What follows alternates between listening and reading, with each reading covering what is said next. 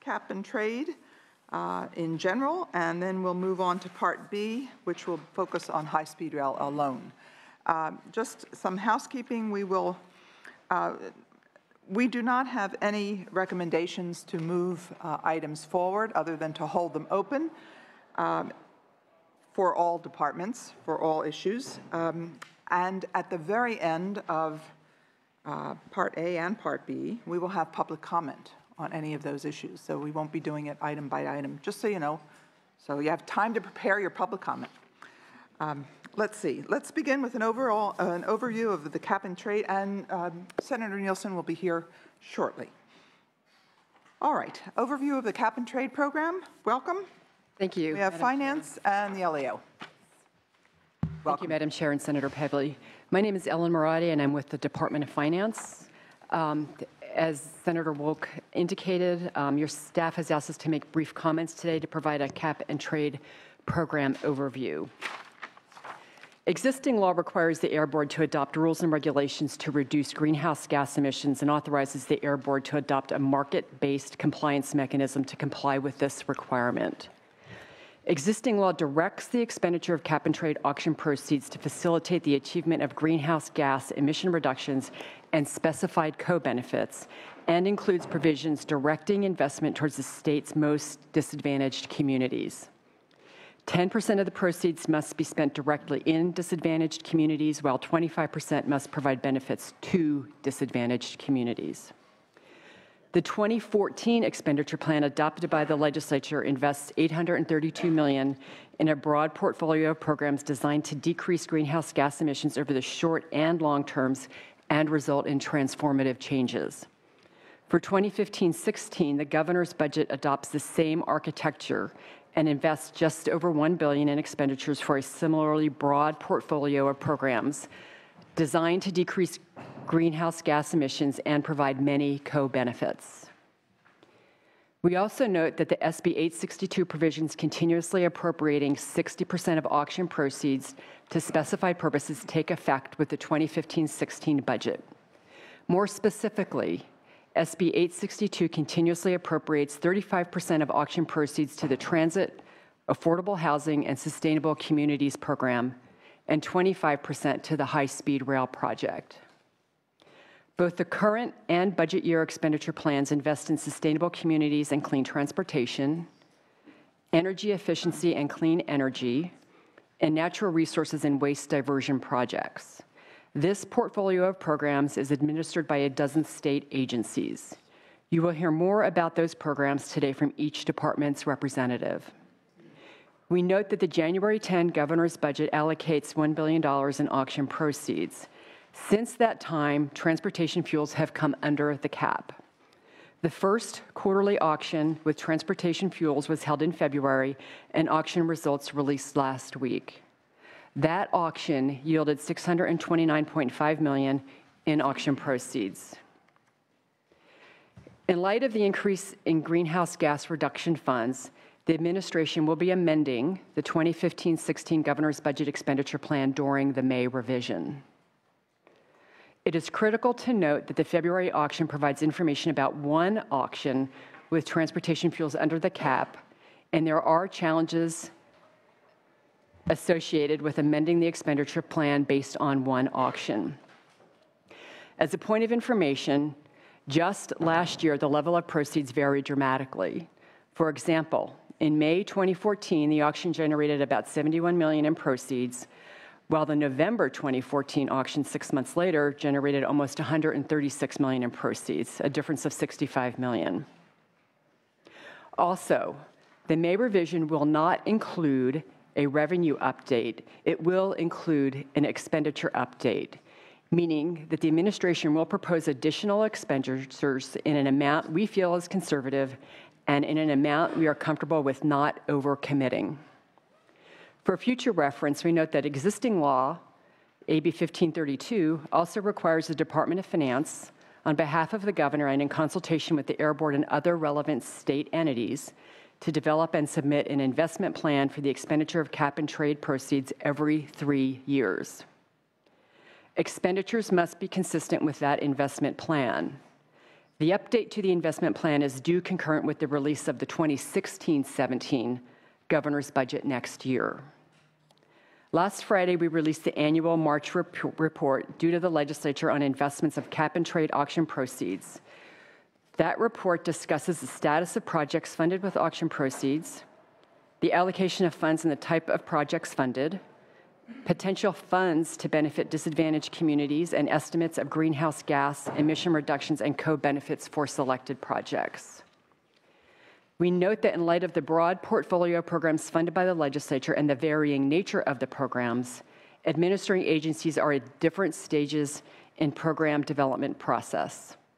Representatives are here today to discuss details and status of their cap-and-trade programs. Thank you for the opportunity to be here. All right, thank you very much for that overview. Now, let me make sure I understand how much, bear with me. Sure. The expert is to my left. All right, I'm learning. Give me a sense of the total amount of money that we're going to have. Is it 625 times 4? As I indicated in my statement, we are not, Maybe. we're not making revenue projections. We're making an expenditure, we'll come forward with an expenditure plan. It will be a conservative plan so that we don't end up in a situation where we're overcommitting funds. And that will all come forth in the May revision. We'll have a comprehensive proposal at that time. Okay, that's not quite enough. Give me a ballpark and I won't hold you to it. I apologize, I can't do that. All right. I could, maybe 2 billion. All right. We're going to go with 2 billion. Okay. Well, we don't know what the price of carbon is. That's what we're gonna There's do. 3 more auctions and Right, we don't know the number Because of the allowances. legislature also, in terms of, legal problems and everything else. yeah, in terms of interest in the program, that gives us an opportunity to participate constructively in the discussions about, so that when the May revise does come out, we can make certain that we're constructive participants in the discussion. And we look forward to that opportunity. Good, thank you. Welcome. Thank you. We have a quorum. Excuse me, you know how that goes. Please call the roll. Oh, we had a quorum. Senator Wolk, Here. Senator Pavley, Here? Senator Nielsen, Here. All right, we have a quorum. Senator Nielsen, we just began with finance. We're moving to the LAO. Welcome. Thank you, Madam Chair. Ross Brown with the Legislative Analyst's Office. I wanted to raise just a couple of issues that we raised in our February analysis of the governor's budget. And the first issue actually is the issue that you just raised about the expected amount of revenue from cap-and-trade auctions. If you turn to page 10 of your agenda, actually there's a table that provides information on the amount of revenue, or the amount of revenue that is assumed in the governor's budget for the current year and the budget year. That's in the left-hand column. So it's 1.7 billion total. And as the Department of Finance mentioned, it sounds like they will be sort of providing an updated expenditure plan in May. But when we looked at the likely number of allowances that will be sold and a reasonable range of the prices for those allowances if they're sold based on prior experience and other factors, we laid out a few different scenarios, a range of potential revenue that the state could collect in the current year and the budget year.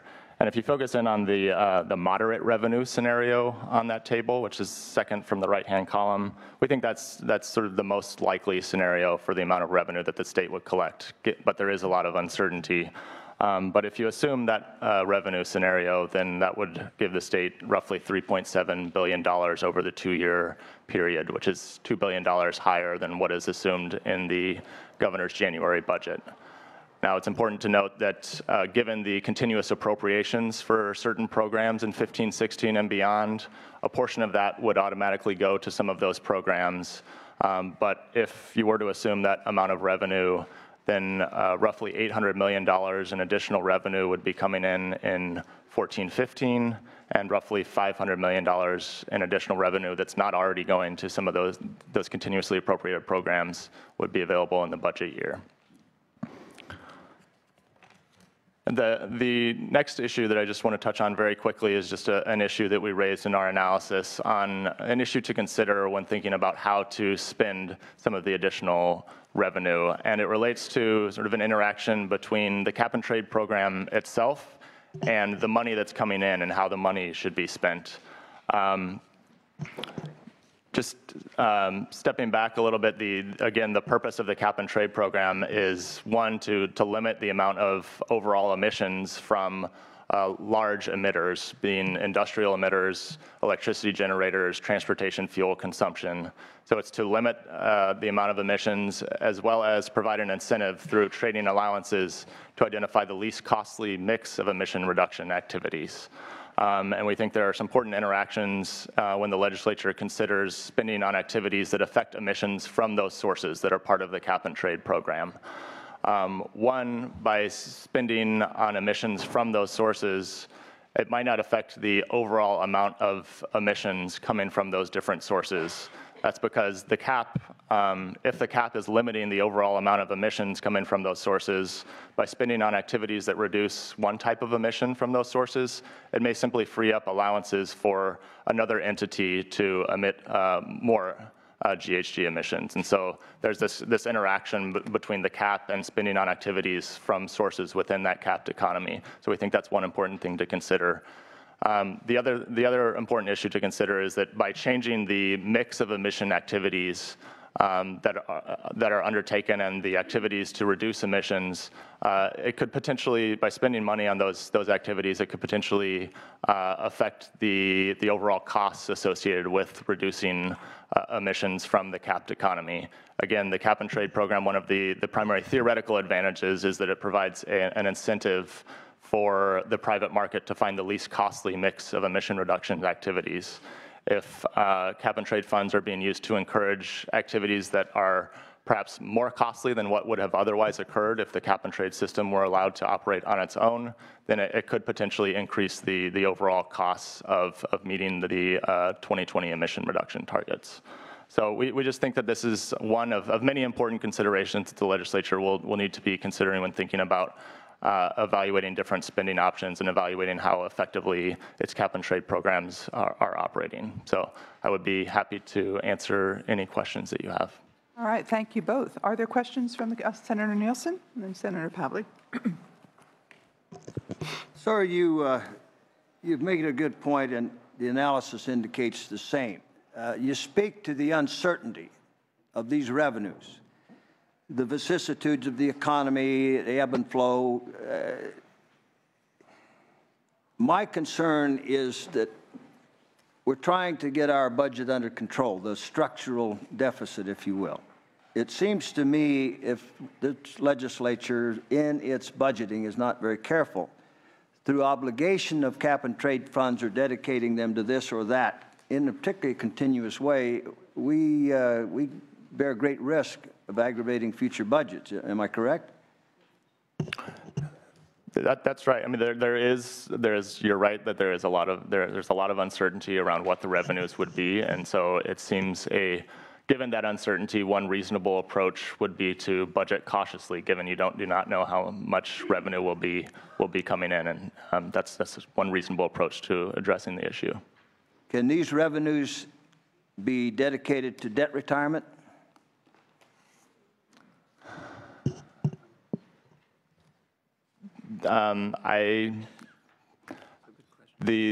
There's a sort of complicated and an uncertain legal framework around exactly how the revenues can be used, and so I think to a large degree that might be sort of a legal question that will ultimately be resolved by the courts. But I think to some degree it might depend on what type of debt retirement, what type of activities were being funded. I'm not asking you other than to highlight it, and I want to do a little bit of inquiry into it. Point being that such revenues that are so uncertain, to me, ought to be going towards capital projects, that can get completed, and debt retirement. That's the best investment of these so-called extra revenues. Another thing that really is important. Do we have any ways of quantifying the success of cap and trade? Are these areas that are so-called reaping the benefits or doing the capping and trading, is there any way we can quantify actually what reductions are incurring pursuant to all of this adventuresome process? Senator Nielsen, the administration released a report last Friday. It's our annual March report on the results of the investments to cap and trade auction proceeds. And if you take a look towards the end of the document, there are indications of the benefits to disadvantaged communities. There are estimates where projects are underway of the reductions in greenhouse gas emissions, both over the short and long term. Since all projects have not been awarded funding yet, all the departments are at different phases in their project development process and program implementation. We have data for some of the programs, but no data is available just yet. We expect that with next year's report that more projects will be underway and we'll have more information at that time. I certainly would appreciate that, and I think it's critical as we move ahead. We're talking about a lot of money here, and we are talking about a burden on business in the state of California and what business has to contend with. And if we are so-called investing these revenues, we ought to make sure we're getting the return that's promised. And cap and trade is supposed to be to reduce emissions. I think some of the directions thus far have been rather loosely interpreted or assumed. And what you're giving us are really just estimates based on some kind of economic assumptions or criteria. Is that correct? They're just estimates? The estimates have a scientific basis, especially the estimates for the greenhouse gas, the quantification of the greenhouse gas reductions. So, and the Air Board has... But prospectively, are we dealing with anything other than estimates? I mean, really measurable, quantifiable reductions? I think I'd like to have the Air Board help with that response. Okay, well, I'll wait for them. But understand that's another fundamental question. Thank you. I'd like to follow up on that, Senator Nielsen, if I may. I want to know, some of these reductions begin fairly quickly with certain programs and others begin a bit far out. My question is, who does it? And is it each agency or whoever oversees the program? And if so, question, is that the case? Or The agencies, excuse me, they are working very closely with the Air Board. So so there is one methodology, is my question. Scientific, when we're not comparing apples and oranges here. We're having one measure of outcome for all programs.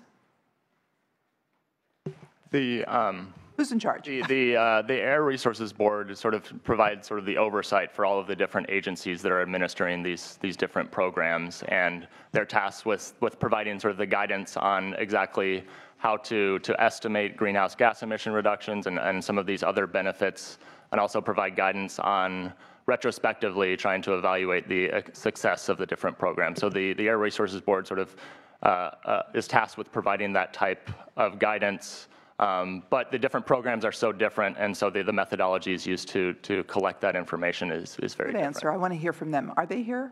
You know, we have everybody here today. Give me the person that can answer the question. Come on down. Richard Corey.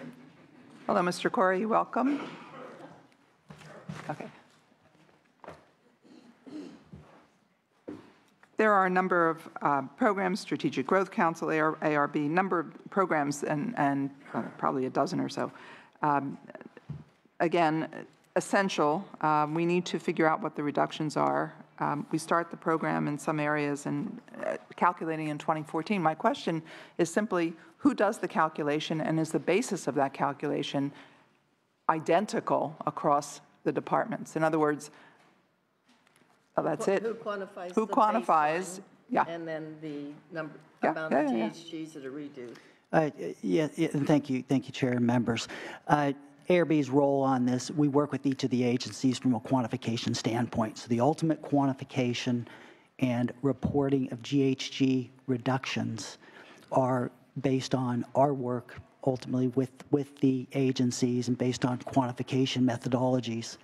So when we developed the original scoping plan, we recognize that there are reductions opportunities across a broad spectrum of sources. And we also recognize through the development of the 3-year investment plan the same point, that there was not a silver bullet. There were reduction opportunities through the programs in the last year's appropriation, weatherization, clean transportation, and so on. But so therefore, the calculation methodologies do vary as a function of the type of project. For instance, some reduce fuel consumption, a transportation project, versus weatherization might be electricity, it might be liquid fuels. But those methods to quantify and translate into GHG benefits are based on the work that we're doing with the agencies and are well engaged in that process and have been for some time. All right, thank you. Further questions? Senator Pavley. Thanks, Richard.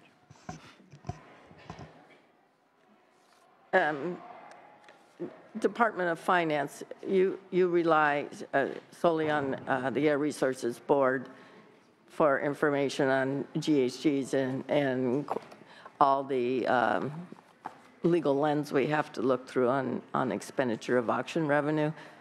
Senator, we do defer to the Air Board on the scientific issues. In terms of the legal issues, we're working closely with the Air Board, with the Cali PA, with the Attorney General's office, and our own attorneys.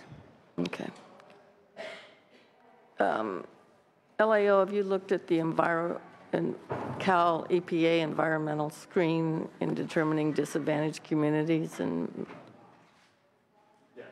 has there been some, I know there's been some discussion of whether the first go-round, the language should be maybe broader in some unique cases. We've looked at the guidance, the guidance that they've issued. We have not done sort of an analysis or issued any recommendations on exactly whether or not sort of things should be changed. The four large expenditures for the 60% go up dramatically with the additional revenue coming in. Mr. Corey or anyone else, what might be a couple of other areas that we have missed as far as the ability to reach our reduction targets in 2020 and beyond? Are there some categories? The legislature is going to be engaged in the discussion. I was just wondering, because I've looked at the scoping plan, I know what areas cause the greatest emissions. We seem to have a lot for transportation and some weatherization. Are there some broad-based categories that we maybe should be thinking about? Yes, if I back up, and you touched on this, and it's a really good point. If you go back to the original scoping plan done in 2008, which was really what's the developed through a public process, which is what is the game plan for the reaching the 2020 target, and then it was updated recently through a public process and finalized in 2014.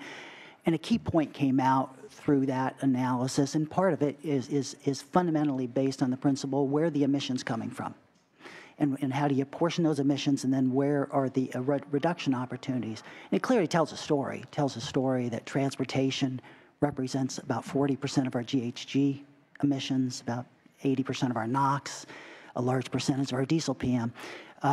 Energy, another significant sector. The natural resources presents a tremendous opportunity, as does the treatment of waste. So at the high level, those categories are still the driving categories. I think the question, as we think about this, is, are there additional strategies within those categories? And the proposal that we're before you is looking at building on the successes that we've had in those categories in terms of the proposed appropriation, and where can we get additional reductions. But to go directly to your point, and DOF mentioned this, coincident with the process that we're going through now for 15-16, we've initiated the work on the 3-year investment plan. So there was a report due to the legislature January 1 of 2016 from DOF in collaboration with ARB that really was set in legislation every 3 years. Do an investment plan. Look forward. Where are the opportunities for near-term reductions? Where are the opportunities for longer-term reductions? What have we learned from the process the last few years? So that public process, and we'll have workshops across the state, is beginning in the next month or two. So it will lead up to that document. And I think that document will present some opportunities to identify the very thing you're talking about. Where there's some additional opportunities for reductions, and what might those strategies look like to inform subsequent budgetary discussions? Okay. Do you feel, I know CARB is doing an excellent job, and I think it's one of the best agencies on the planet, but I may be biased. But do you feel you have, as the auction revenue gets distributed among 10 or 12 different agencies, is it becoming a lot more challenging to try to provide the necessary oversight on the expenditures and how they get distributed? Do you need some help there? I mean, the workload has to be increasing commensurate with we're just starting the expenditure program. I get that, but can you sort of walk me through down the road? Sure. First of all, Finance looks a little nervous. But we're talking about resources. But go ahead, So Mr. just if I Corey. could just make one statement. But I interrupted Mr. Corey. well, I wasn't going to dispute the senator's characterization of ARB, so, and I can go quickly and then have DOF can add to this. I do want to say, though, and I think it's really important that the plan, the 14-15 plan that we're working on budget in terms of the use of GGRF, greenhouse gas reduction funds, absolutely was predicated on close collaboration and coordination amongst the agencies that receive dollars. And legislatively laid out a pretty clear process to build on the 3-year investment plan, and to also, prior to expenditure of dollars, establish expenditure record that each agency establishes. That's posted on our website in terms of laying out what types of projects, what are the opportunities for reductions, what are the co-benefits.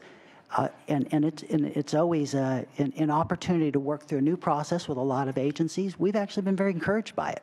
We believe that, in fact, I think it's every other week, we have a meeting with all the agencies, all 11 additional agencies that we're talking about, so we can effectively move forward in terms of the implementation of a pretty broad spectrum of programs.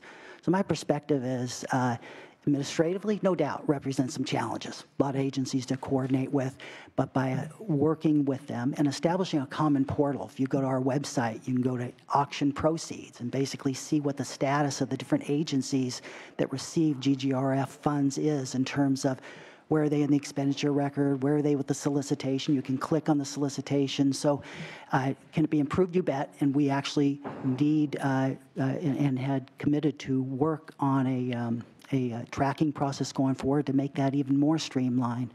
But I'm pretty encouraged process-wise. A lot of work has been done, a lot more going forward, but I think overall it's working pretty well. Well, just making sure that there's adequate resources to provide the critical lens as far as any legal implications on expenditures. So I just feel free to let me know if you get overwhelmed with, once the program really gets rolling a few years from now, following all these expenditure plans. I really appreciate that, and I think your observation that we're relatively early on is a good point as well. So you have 12 agencies and maybe 40 types of projects. In the future, that number could increase, and that can create some challenges from a tracking, reporting standpoint. So I appreciate that.